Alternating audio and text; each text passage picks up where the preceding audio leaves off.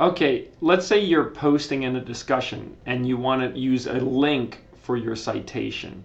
A lot of people will just submit the actual link. But what I'd like you to do is use the function, this insert quick link function, to insert the link. So let's say I'm writing about the Code of Hammurabi, okay, and I want to make this, the Code of Hammurabi, a link.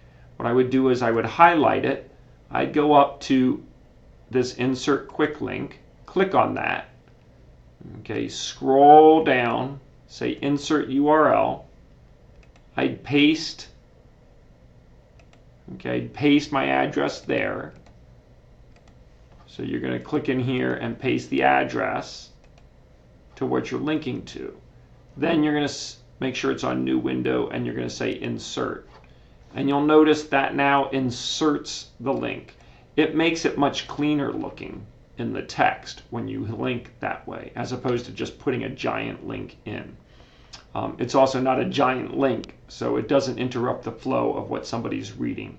So please do it that way when you're linking in a discussion. Thanks. Talk to you later.